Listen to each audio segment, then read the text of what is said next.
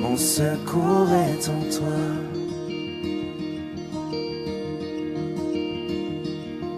Je lève les yeux vers les hauts sommets. Toi seul est mon Dieu.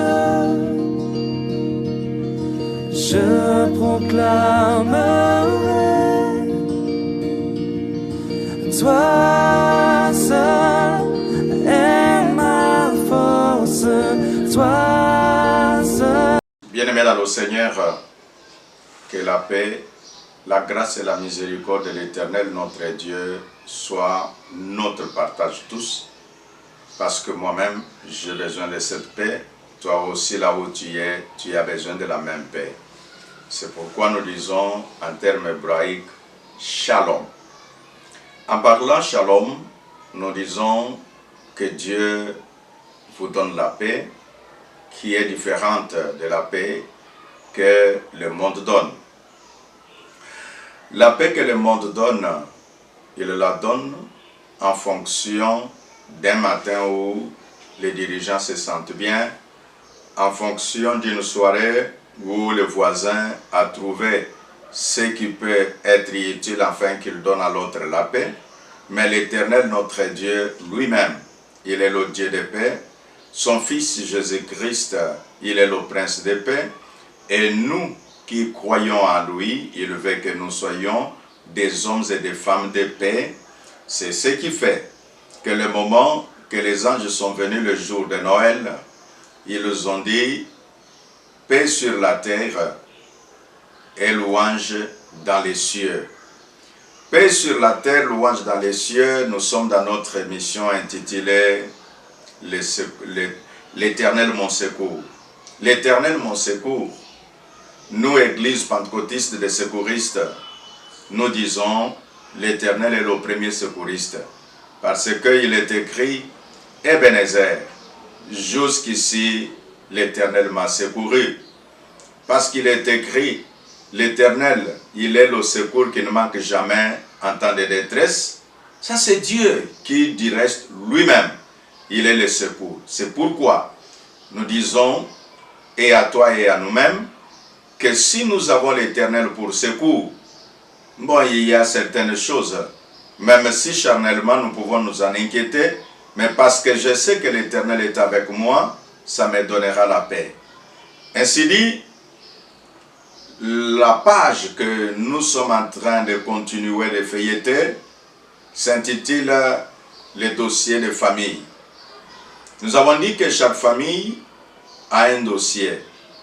Pour les uns, c'est la haine dans la famille. Pour les autres, c'est le célibat qui domine la famille. Pour d'autres, c'est la stérilité, pour les... ainsi de suite. Et nous irons dossier par dossier. L'objectif, c'est de dire à toi et à moi-même que si tu découvres que le dossier tel est celui qui domine notre famille, nous devons recourir à Dieu. C'est là l'objectif. Mais comme il nous faut posséder certaines connaissances qui nous permettent que nous puissions recourir à l'Éternel selon sa parole, c'est pourquoi nous mettons à la disposition de nos téléspectateurs, de nos abonnés sur Facebook, de nos abonnés sur YouTube, les dossiers de famille. La famille est cette cellule de base que l'Éternel lui-même a instituée pour que, au sein de cette famille, qu'il y ait des normes. Nous l'avons dit dans notre livraison de la fois passée, que Dieu a établi la famille sur 3 éléments importants. Nous avons parlé de l'amour, nous avons parlé de la soumission et nous avons également parlé de la complémentarité. Cela étant, aujourd'hui, parce que nous parlons des familles, nous ne pouvons pas avancer en parlant des dossiers de famille sans montrer certains éléments importants.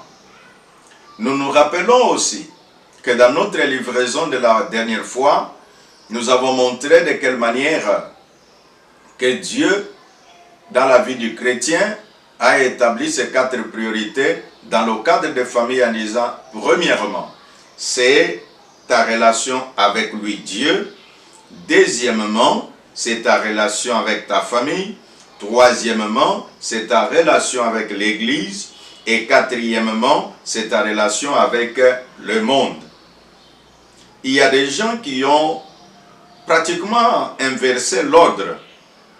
Ils préfèrent d'abord arranger avec le monde sans avoir arrangé avec Dieu. Non, c'est la première chose à la première place.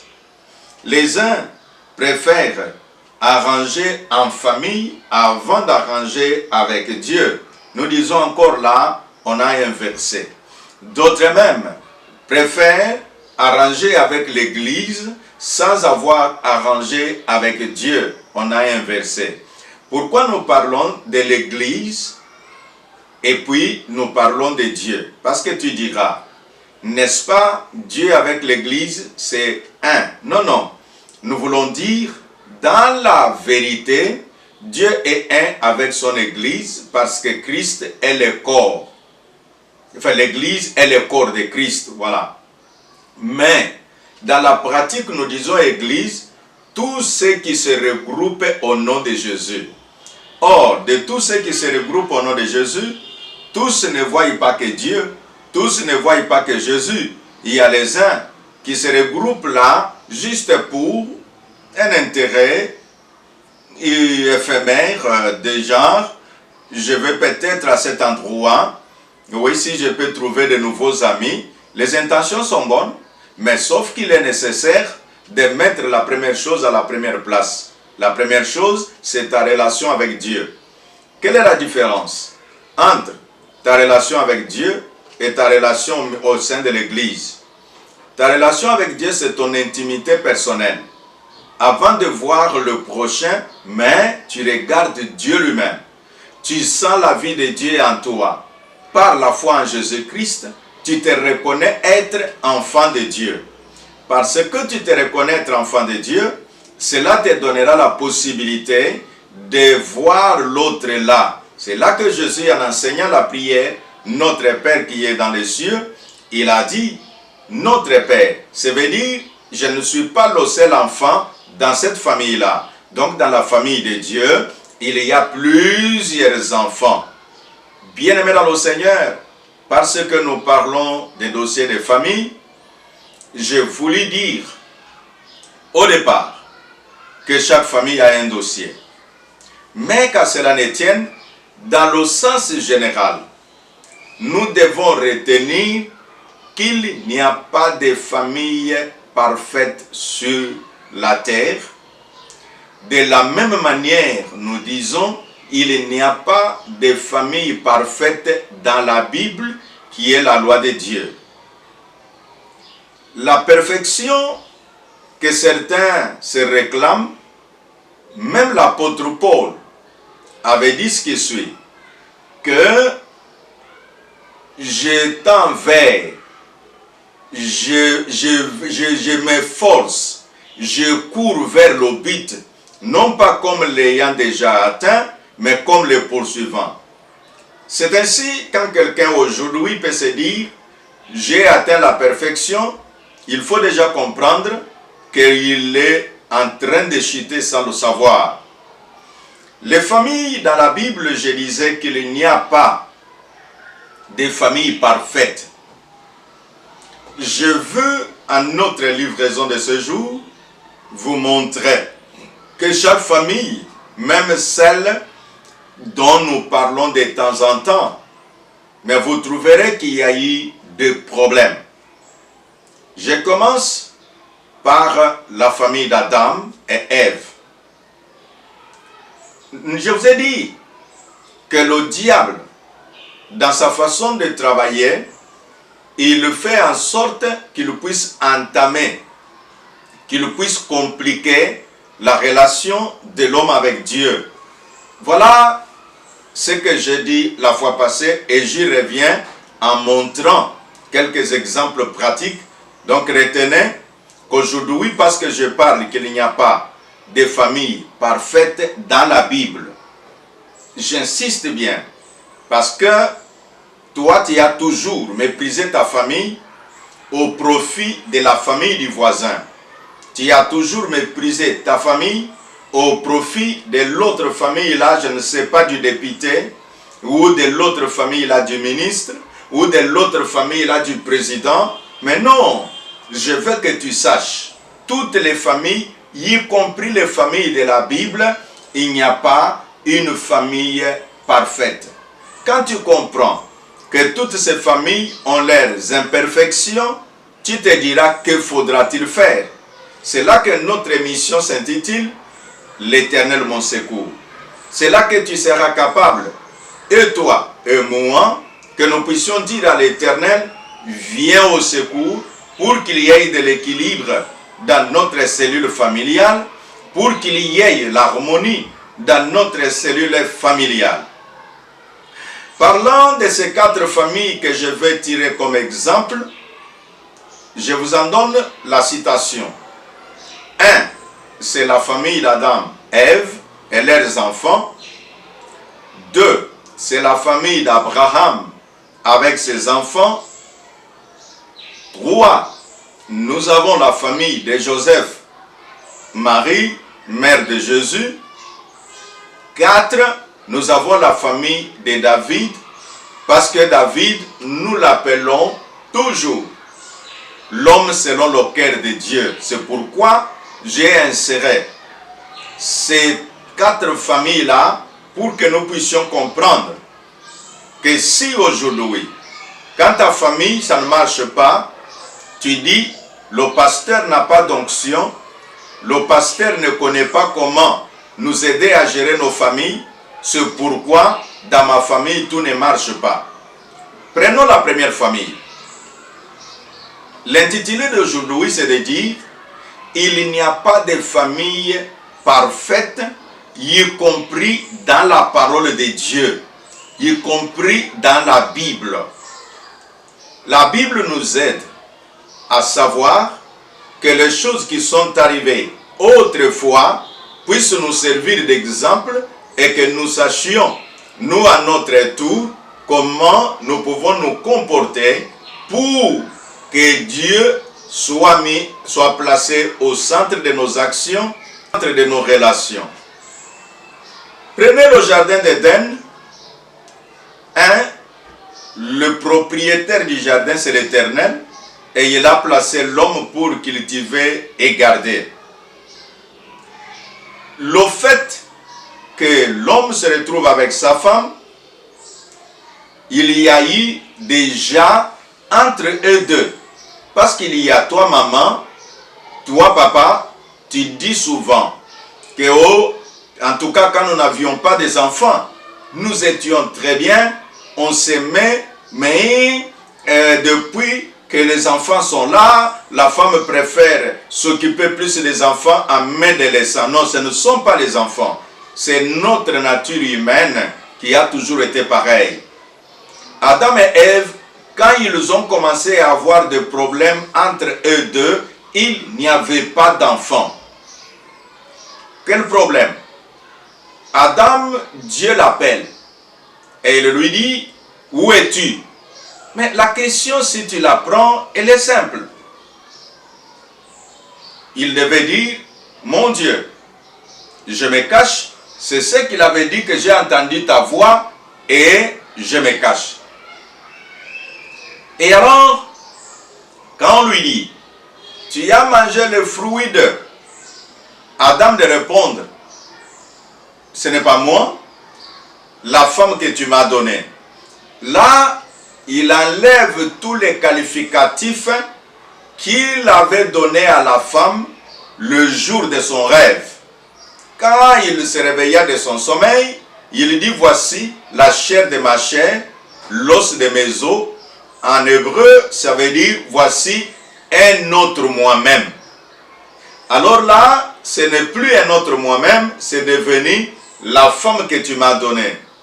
Madame, messieurs, que ceci nous instruise, que quand il y a des problèmes dans le foyer, prenons nos responsabilités. Que l'homme dise, j'ai mal fait. J'ai gâché la relation avec Dieu Et donc, je dois réparer avec Dieu au lieu de dire, c'est la femme qui m'amène dans tout ça. Tout comme toi, la femme, ne cherche pas des échappatoires en disant, je pouvais bien servir mon Dieu, mais cet homme c'est un démon. Non, il n'est pas un démon. Bien sûr qu'il peut avoir eu un comportement désobligeant qui ne te permet pas de te concentrer, mais appelle Dieu dans ces dossiers-là. Je parlais qu'il n'y a pas de famille parfaite dans la Bible. Nous voyons là, Adam reçoit la bénédiction de l'Éternel, ce sont les enfants. Frères et sœurs, quand nous recevons les bénédictions, sachons aussi comment entretenir ces relations-là, et ces bénédictions. Adam, avec ses enfants, nous sommes là dans le livre de Genèse chapitre 4. Ce que nous avons dit avant se retrouve dans le livre de Genèse chapitre 3. Et là, quand Caïn, qui est l'enfant d'Adam, n'écoutez pas les gens qui enseignent en disant que le diable avait fait des rapports sexuels avec Ève, c'est de là qu'est né Caïn. Non, ça n'existe pas dans la Bible. Oui, tu me diras, mais il est écrit dans l'épître des Jean que ceux qui font le péché sont nés du diable. Oui, c'est en fonction des naissances-actions et non pas en fonction des naissances-relations. Naissance-action, ça veut dire tu fais comme tel, donc tu lui ressembles et donc tu imites celui-là et tu es son disciple ou son enfant. Quand nous disons naissance et relation, ça signifie que toi, tu es né d'eux par relation sexuelle ou par rapport d'intimité et par rapport sanguin. Voilà ce que nous appelons naissance et relation. Donc pour Caïn, que l'on dit dans la Bible, il est le fils du diable, ça signifie une naissance-action. Tu fais comme.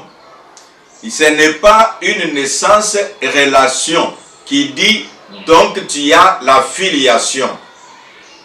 Voyez, le premier meurtre est arrivé dans cette famille de Adam et Ève.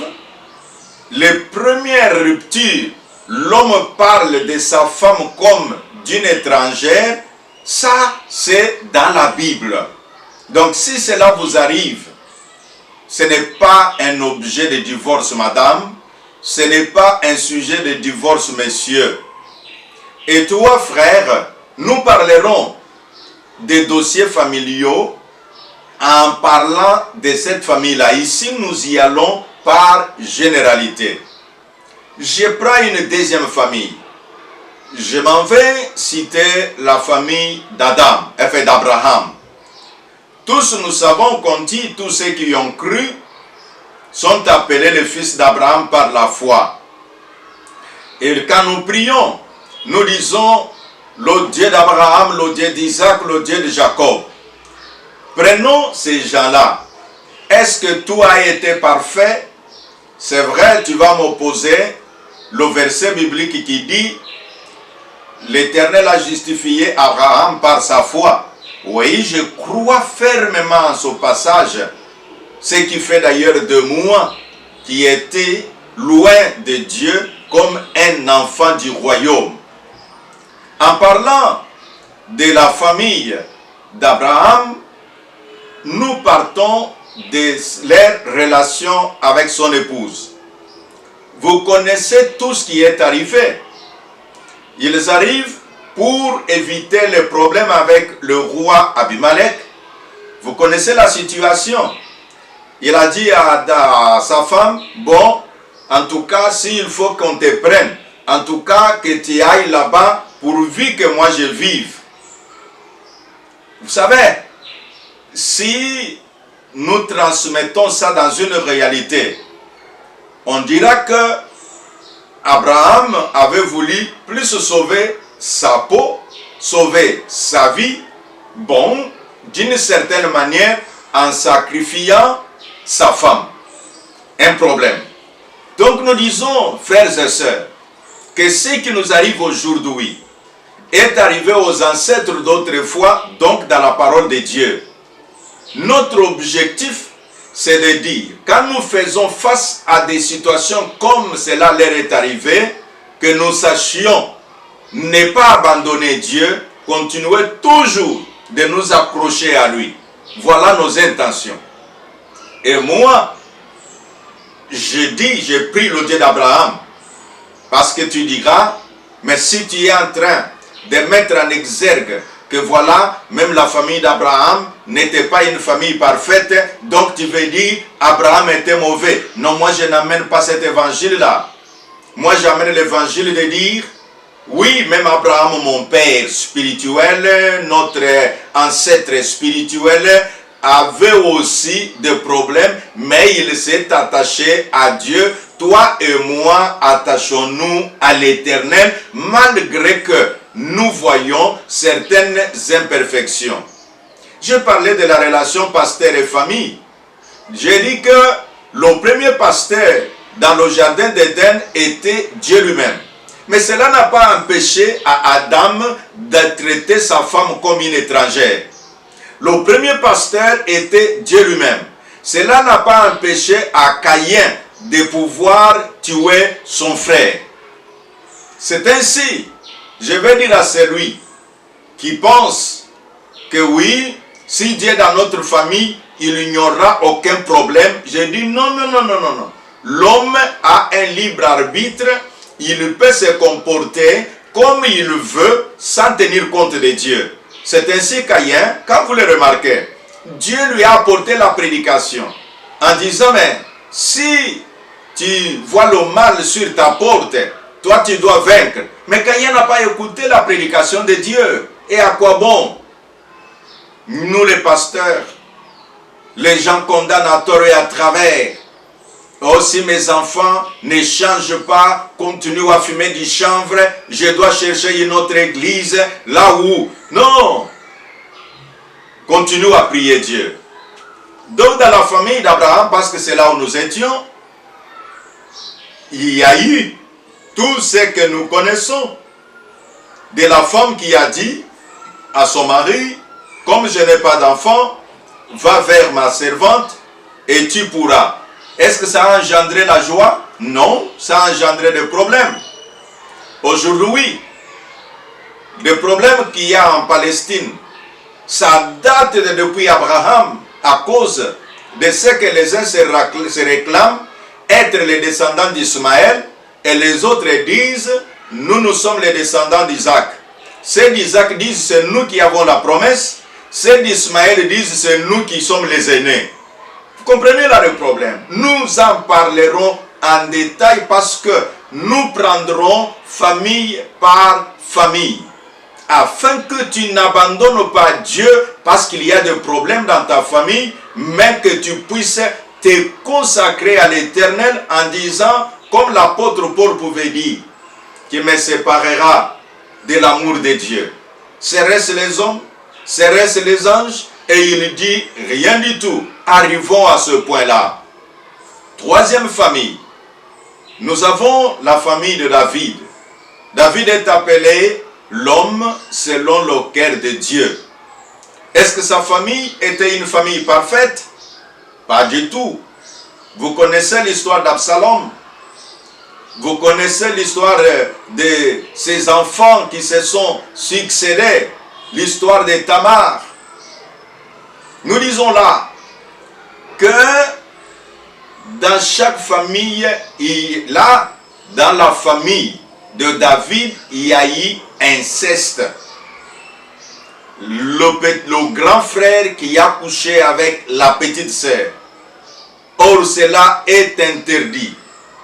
Et la petite sœur qui dit même non, si tu veux, alors va demander à mon père. Mais cet enfant n'a écouté rien, si ce n'est que ses instincts écoutaient.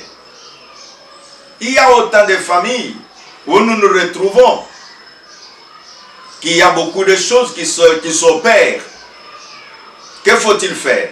Si dans ta famille, le dossier qui est là, c'est un dossier d'inceste, Bien sûr, nous y arriverons en détail, mais déjà par avance, je peux seulement te dire, amenons tous ces dossiers-là devant l'Éternel notre Dieu, en comprenant que l'homme, pendant qu'il vit sur la terre, et c'est ce que Salomon, le fils de David, avait compris, le jour de la dédicace du temple, rappelons-nous de sa prière. Il a dit à l'Éternel, car il n'y a personne sur la terre qui ne commet de péché. Mais quand, dans leur égarement, dans leur imperfection, quand ils auront vu que le malheur s'est abattu sur eux, qu'ils veulent revenir vers toi, ô Dieu, exauce-les d'état de mer. Ainsi, dans la famille de David, parce que c'est là que nous sommes en train de décortiquer quelques éléments avant d'y arriver pour localiser en disant le problème de la famille de David était tel problème. Cela a fait que ce n'était pas une famille parfaite, mais Dieu, dans sa compassion, c'est pourquoi l'apôtre Paul, quand il enseigne, il dit, l'Éternel utilise les choses faibles du monde pour confondre. Ça veut dire que nous ne puissions pas nous taper la poitrine que si moi, Dieu fait avec moi ça, c'est parce que je viens d'une famille parfaite, parce que je suis parfait moi-même. Non, nous tendons tous et nous recherchons tous la sanctification comme Dieu lui-même dit. Quand Dieu dit rechercher la paix et la sanctification, ça signifie que tout un processus a établi. Le problème de chrétiens, c'est parce que nous avons pensé que si Dieu a dit aux saints qui sont à Corinthe, aux saints qui sont à Rome, ça veut dire automatiquement ils sont déjà saints et qu'ils... Non! Il y avait des moments que ces gens-là commettaient des égarements. Vous vous rappelez tous, quand l'apôtre Paul a parlé aux Corinthiens, il n'y a pas une église qui était riche en don du Saint-Esprit comme l'église de Corinthe. Qu'est-ce que Paul leur dit? Mais à entendre ce qui se passe chez vous, il y a même des choses qui ne se passent pas dans le monde. Or, ces gens-là, ce sont eux qui prophétisaient. Ils guérissaient, ils parlaient en langue, ils faisaient tout un tas de choses. Cela n'a pas empêché l'apôtre Paul. Vous le savez, le chapitre 7 du premier livre de Paul aux Corinthiens, tout sur le mariage. Pourquoi il a parlé? Il dit, selon les questions que vous m'avez posées, selon les choses que j'entends, nous disons au peuple de Dieu que rien ne te sépare de l'amour de l'Éternel. Accroche-toi à cela et continue à prier pour ta famille. Hélas, parce que nous parlons de prier pour nos familles, mais nous ne le faisons pas assez. Un évangéliste peut beaucoup prier pour les âmes à sauver dans une campagne, mais il a très peu de temps à prier pour son frère qui est voleur, pour sa sœur qui est prostituée. Il a difficile à concentrer un temps en disant, mon Dieu, je prie pour ma sœur.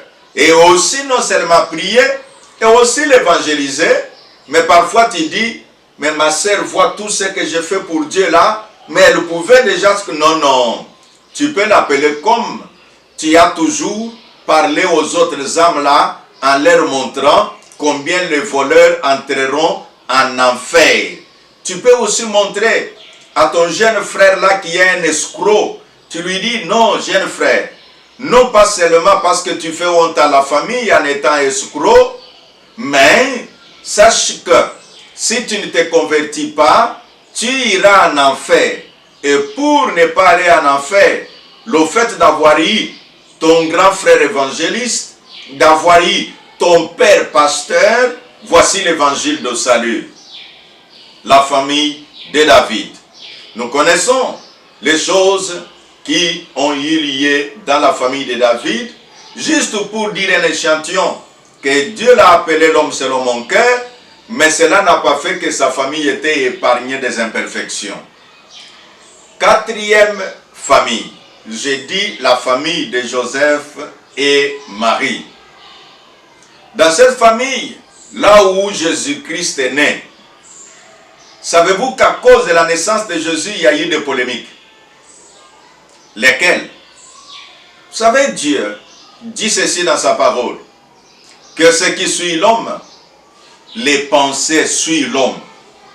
Quand Joseph s'aperçoit que sa fiancée Marie, avant qu'elle n'ait connu des rapports sexuels, était enceinte, la Bible déclare que bon, une façon que je ne puisse pas me mêler de ces dossiers, il faut seulement que je prenne distance.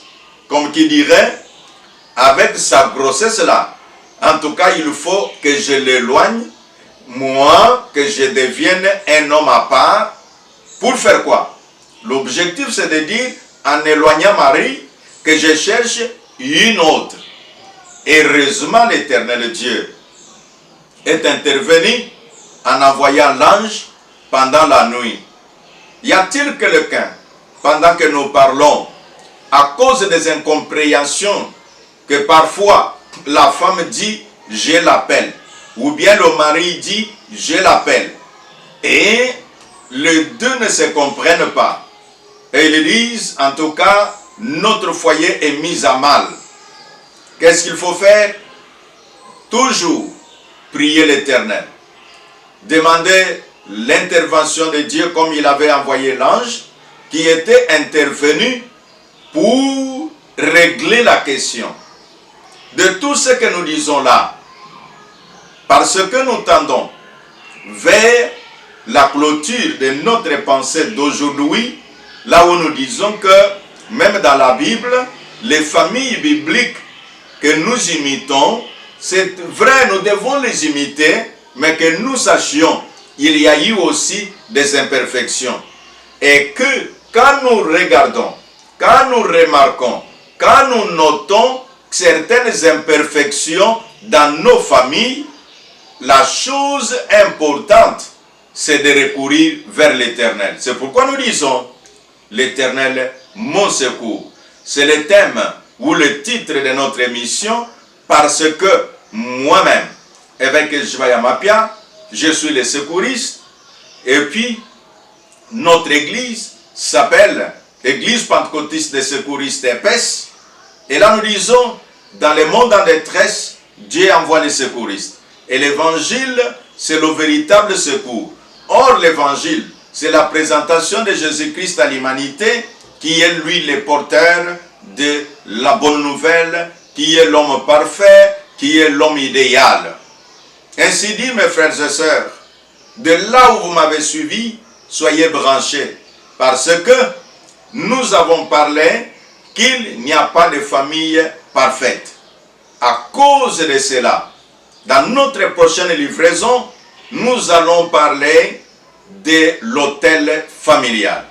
En parlant de l'autel familial, nous allons remarquer que cela serait une solution. Une solution dans ce sens que nous mettrons Dieu au centre, nous appellerons Dieu dans nos familles et l'Éternel Dieu nous accordera la possibilité de trouver des solutions à ces imperfections qui se retrouvent dans ta famille, dans ma famille, dans la famille de l'autre. Les dossiers de famille. Que l'Éternel, mon Dieu, qui connaît ta famille et ma famille et toutes les familles de la terre, et la Bible dit que toute famille dans les cieux sur la terre tire son origine auprès de Dieu. Que la grâce, la miséricorde et la paix de Dieu demeurent dans nos familles. Que nous ne puissions pas avoir honte de nos familles. Que nous puissions avoir l'estime de nos familles malgré les imperfections qu'il y a, mais que nous puissions amener ces imperfections auprès de l'Éternel et l'Éternel Dieu nous donnera le secours nécessaire. Cette émission vous a plu? Ne manquez pas de vous abonner sur notre chaîne YouTube. Ne manquez pas de vous abonner sur Facebook. Ne manquez pas aussi de nous suivre à la télévision comme vous le faites en ce moment.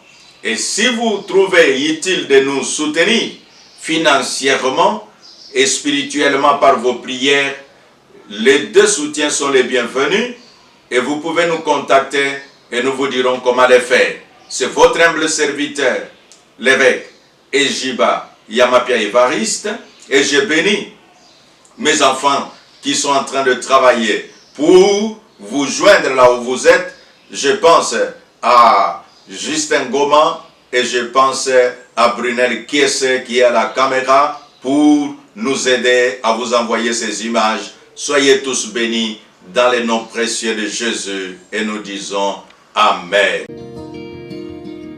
Mon secours est en toi.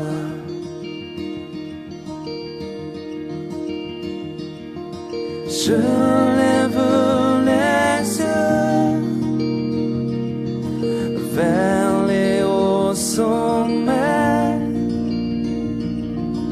Toi seul est mon Dieu. Je proclamerai. Toi seul est ma force. Toi